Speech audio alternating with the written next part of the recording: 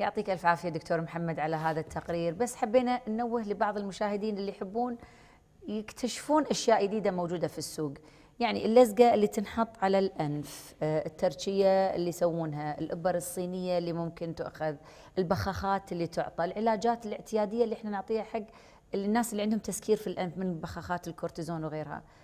شنو مدى فعاليتها لعلاج الشخير عند هؤلاء الناس؟ احسنت ذكر هاي الطرق اللي حضرتك تفضلتي بيها، وهاي الطرق طبعا منتشره بالعالم كله. نعم. تاثيرها على الشخير تاثير نسبي ومؤقت وما تناسب اي شخص، وانا شخصيا ما استخدمها ولا انصح المرضى بها. يعني تاثيرها يكاد يكون معدوم. تستعمل طرق أخرى لعلاج الشخير غير الطريقة التقليدية. الطريقة التقليدية هي طريقة جراحية. نعم. وهي الطريقة طبعا بها مضاعفات،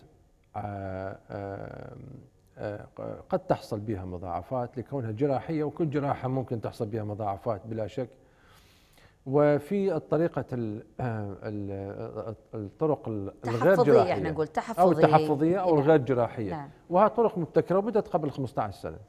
تطورت وصلت إلى مرحلة مثل ما قبل كنا نتناقش قبل الحلقة. نعم. بوضع الإمبلانت الموجود اللي هو الدعامات اللي تنحط على أطراف السقف. وهي بدأت من سنوات، ولكن يعني توصلنا إلى طريق علاج للشخير في 10 دقائق بالعيادة وبدون جراحة عن طريق الموجات الراديوية، موجات صوتية،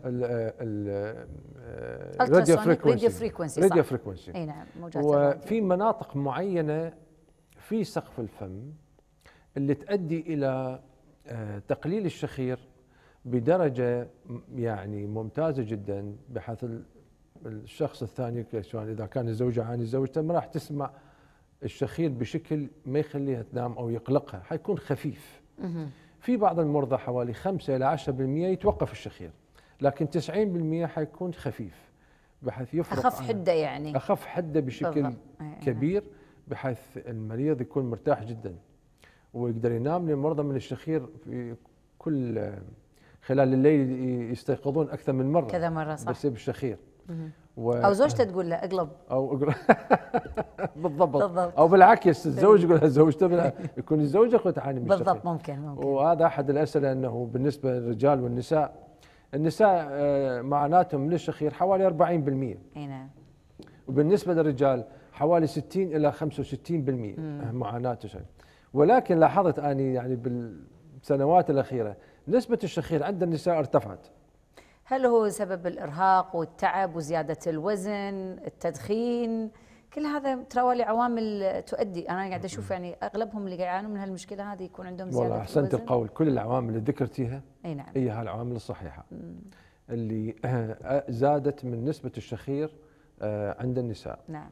ويعني الباحة تقريبا سويت إجراءين شخير على سيدات، بحيث شخيرهم قوي جدا. أي نعم. ف يعني كان قبل قليل نشوف نساء، هسه بالعكس تشوف نساء أكثر بكثير مما كان عليه. نعم. فالعلاج اللي عن مناطق معينة في سقف الفم نعملها إجراء بدون جراحة إطلاقا. نعم. دكتور محمد، أيضا صورنا لك تقرير، طبعا في البداية الحين نفس المريض اللي سويت له الفحص، نشوف مع بعض طريقة العلاج اللي أعطيت إياه بالموجات الراديوية أو بموجات الراديو، وأيضا لعلاج مواقع معينة في سقف الفم لعلاج الشخير. نشوف مع بعض تقريرنا الثالث لهذا الأسبوع.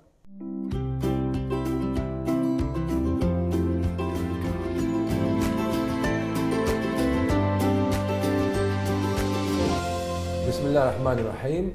الشخير من الحالات التي زادت بشكل كبير، وخصوصا في السنوات 20 الماضية، وسبب ذلك هو وجود تضيقات في المجرى التنفسي.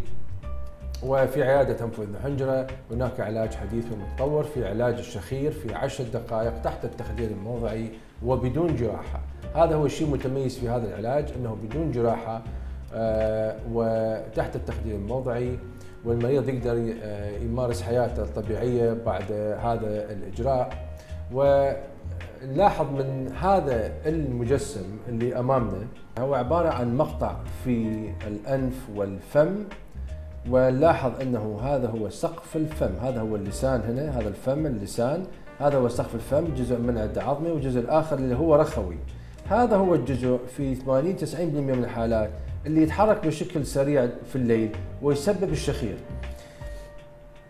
إذا كان هناك انسدادات بالأنف، اللحميات كبيرة، تضيق بالأنف أو انحراف بالحاجز، أو أيضا قد يكون بالفم، قد يكون اللسان راجع إلى الخلف ونلاحظه يلامس سقف الفم الرخوي، أو تكون هنا لوزتين كبيرة جدا قد تضغط وتدفع سقف الفم الرخوي، فالحركة الشديدة والفايبريشن اللي يصير بسقف الفم اللي يؤدي إلى حالة الشخير. وقد يحدث أيضا حركات في البلعوم، أسفل البلعوم أو فوق الحنجرة، هاي أيضا ممكن تؤدي إلى الشخير. والآن راح نشاهد الفيلم بالنسبة لفحص الشخير وكذلك بداية الإجراء المتميز والمتطور إلى الشخير. راح نشاهد في البداية أنه هذا في داخل الفم، نلاحظ أنه هذا في داخل الفم وهذا هو اللسان، ونلاحظ سقف الفم هذا سقف الفم. لو أرجع شوية بالفيلم هذا هو سقف الفم الرخوي، هذا سقف الفم الرخوي اللي هابط على اللسان، وخلف اللسان حنشوف في لوزتين يسموها لوزتي اللسان، يكون من هنا ومن هنا، هاي أيضا ممكن تتضخم.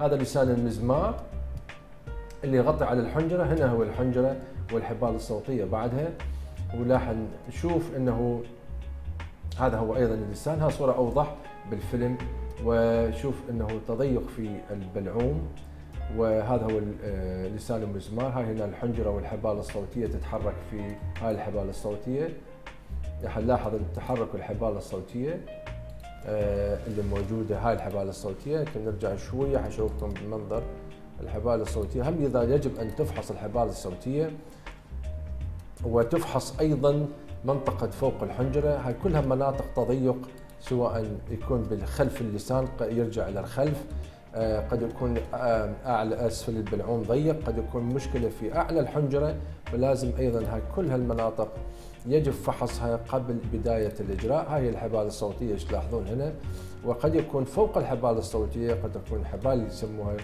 الحبال اللي فولس فوكال كورد، هاي قد ممكن متضخمة وتغطي على الحبال الصوتية، وقد ممكن أيضا تسبب إلى زيادة الشخير.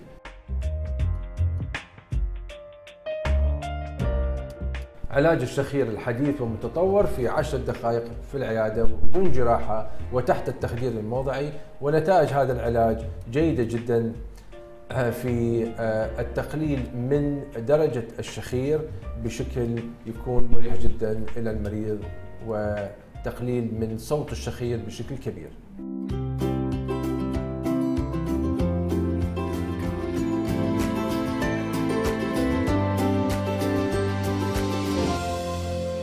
يعطيك ألف عافية دكتور محمد على هذه التقارير الوافية والعملية الجراحية اللي أجريتها للشخير.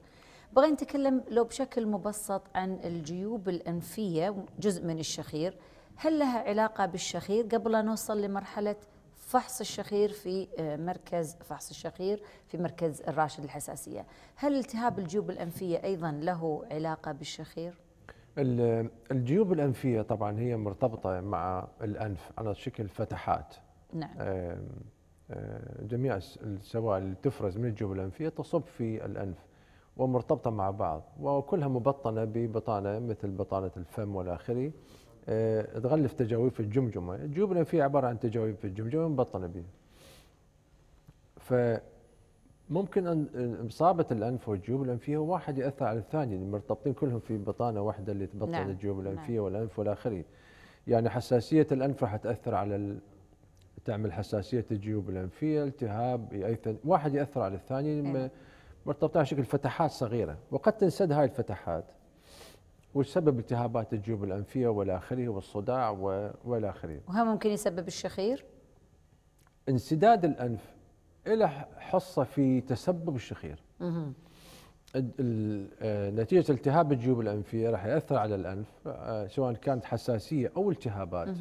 راح تأثر أيضا على زيادة في الإصابة بالإفرازات والأخيرة والانسداد، وقد أهم شيء هو تضيق بالأنف بالمجرى. قلنا تضيق بالمجرى هو السبب. لكن مو كل واحد عنده تضيق بالأنف عنده شخير. اي نعم اي نعم. لأن أيضا يعتمد على حركة عضلات سقف الفم وأسباب أخرى ذكرناها في بداية الحلقة. وفي ناس مثل ما ذكرنا أنه ما عندهم تضيق نهائيا وعندهم شخير، وهذا اللي جيني. هو ذكرته جيني. يعني الواحد يسأل لازم قبل لا يتزوج ولا يزوج ولده، ولدكم ولا بنتكم يشخرون. بغينا نسأل عن دور الأشعة السينية ودور الرنين المغناطيسي، أيهما تفضل لتشخيص التهابات الجيوب الأنفية اللي موجودة؟ أفضل الفحوصات الإشعاعية للجيوب الأنفية هو المقطعية أو السي تي سكان. نعم.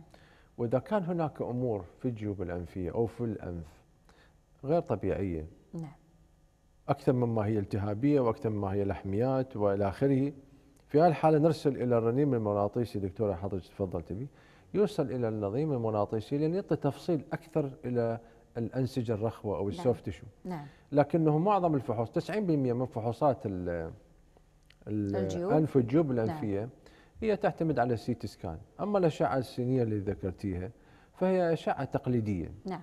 بسيطة، مسح بسيط، مثل ما كشف بسيط وسريع إلى الجيوب يكون بالمراكز الصحية، يكون بالمستشفى كفحص أولي. كفحص أولي نعم. سريع وإلى آخره. نعم.